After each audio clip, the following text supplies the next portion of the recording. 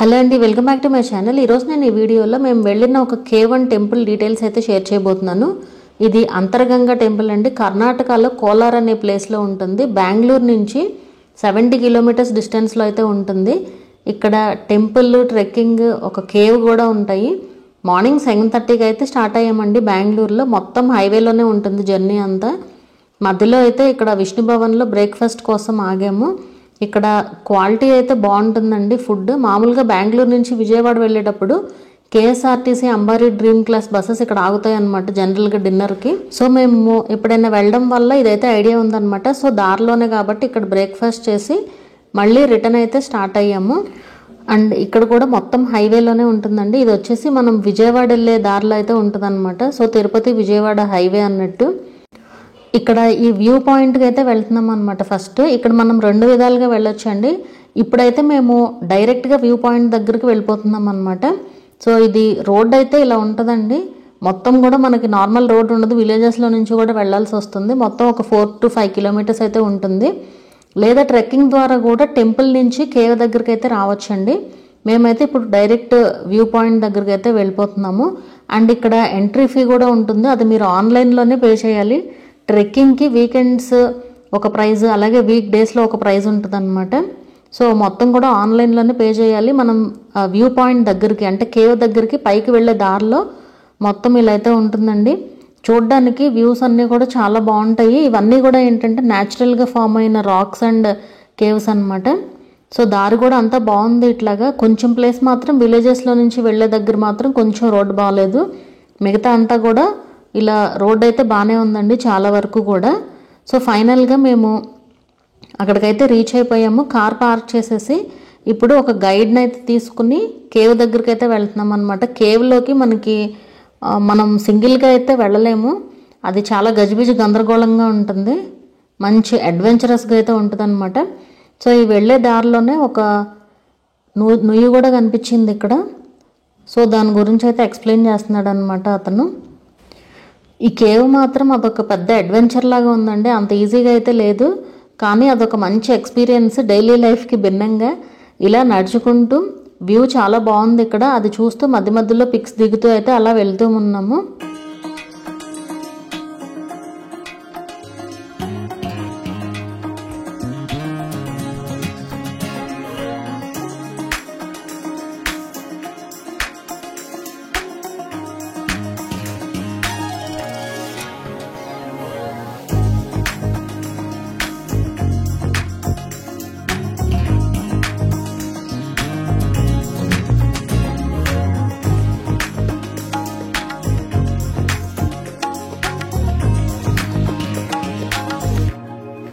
ఎక్కడికక్కడ మనకి ఇలా యారో మార్క్స్ అయితే ఉంటాయండి. ఆ యారో మార్క్స్ ద్వారా మనం వెళ్ళిపోవచ్చు. బట్ కొత్తగా వెళ్ళే వాళ్ళకి బాగానే ఇబ్బందిగానే ఉంటుంది. సో ఎవరినన్నా గైడ్ని తీసుకుని వెళ్ళడం బెటర్. ఇక్కడ అంతా కూడా బటర్ఫ్లైస్ ఎక్కువ ఉన్నాయండి. పిల్లలు అయితే భలే ఎంజాయ్ చేస్తారు. సో మొత్తం ఈ ప్లేస్ అంతా కూడా ఈ మధ్య వెళ్ళే దారిలో అనమాట బటర్ఫ్లైస్ ఉన్నాయి ఎక్కువగా ఈ ప్లేస్ అంతా కూడా. అండ్ ఇక ఫైనల్గా కేవ్ దగ్గరికి అయితే వచ్చాము. సో ఇట్లా మొత్తం ఈ చిన్న చిన్న ప్లేసుల్లో నుంచి అలా నడుచుకుంటూ వెళ్ళాలన్నమాట. చాలా ఒక మనిషి మాత్రమే పట్టే ప్లేస్ ఉంటుంది ఎక్కడైనా సరే. కొన్ని చోట్ల ఎక్కడం, కొన్ని చోట్ల దిగడం, పెద్ద పెద్ద రాక్స్ పైనుంచి. అండ్ కొంచెం లావుగా ఉన్న వాళ్ళకైతే కష్టమేనండి. ఇక్కడ లోపలంతా కూడా లైటింగ్ అది ఏం పెద్దగా ఉండదండి. ఇప్పుడు ఇంకా లోపలికి వెళ్ళలేదు, వెళ్ళే ఇదిలో ఉన్నామన్నమాట.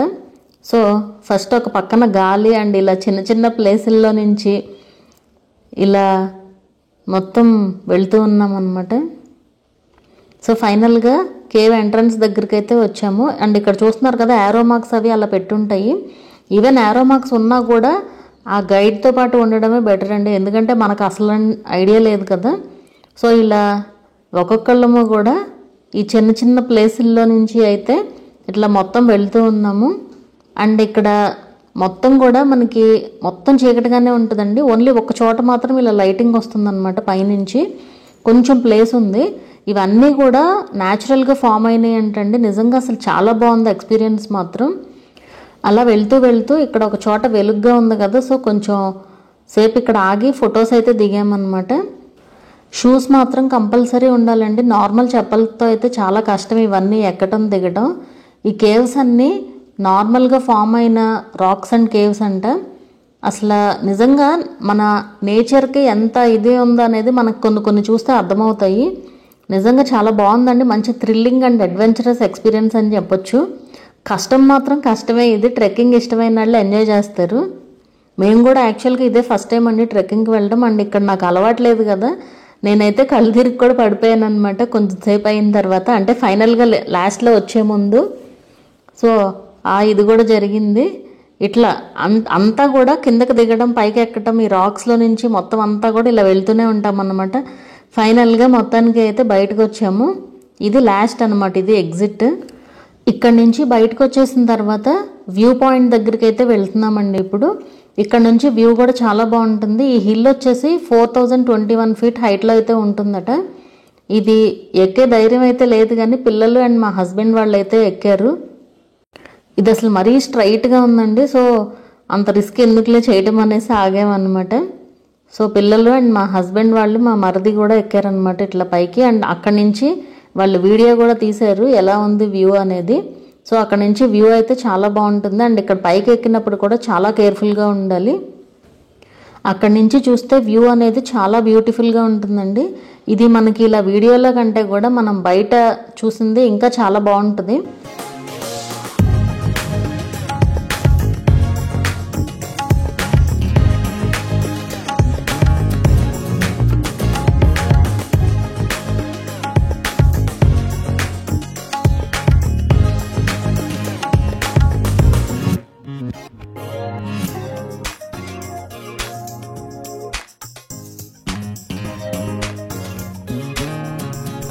సో మొత్తానికి నెక్స్ట్ ఆ వ్యూ పాయింట్ అది అయిపోయిన తర్వాత కూడా మళ్ళీ ఇంకో రూట్లో తీసుకెళ్ళాడు అనమాట గైడ్. ఇది మొత్తం కార్ పార్కింగ్ నుంచి ఒక 500 మీటర్స్ అయితే ఉంటుంది, ఒక 1/2 కిలోమీటర్. సో అదంతా కూడా నడుచుకుంటూ మళ్ళీ వేరే రూట్లో అయితే వెళ్తున్నాం అనమాట. అండ్ ఇక్కడ కూడా కొన్ని ఫొటోస్ అయితే తీసుకున్నాము. కొన్ని ఫొటోస్ అయితే దిగేసి మళ్ళీ నెక్స్ట్ కిందకి డైరెక్ట్గా టెంపుల్ దగ్గరికి అయితే వచ్చేసామండి.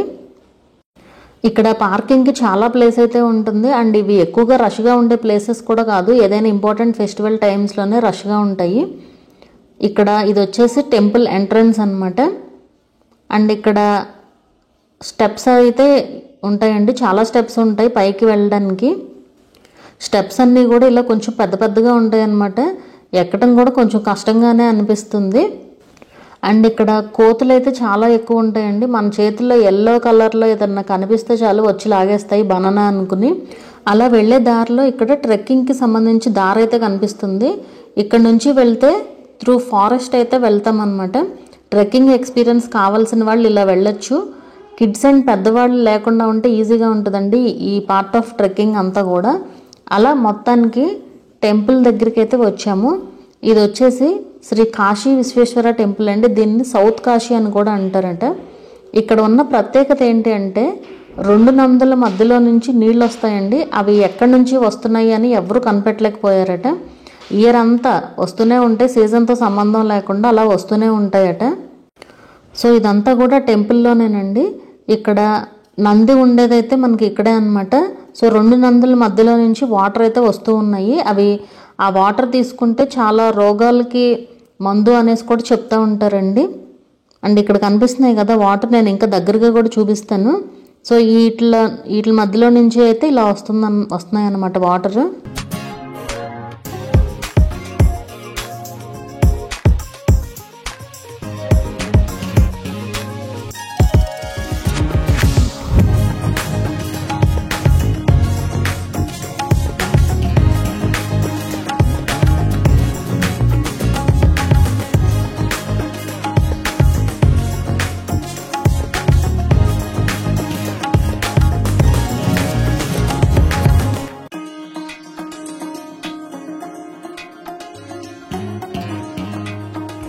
సో ఇలా ఆ దారి అనేది ఇంకా అలా కంటిన్యూస్గా వస్తూనే ఉంటుందంటండి, ఇలా 2 నందుల మధ్యలో నుంచి కూడా.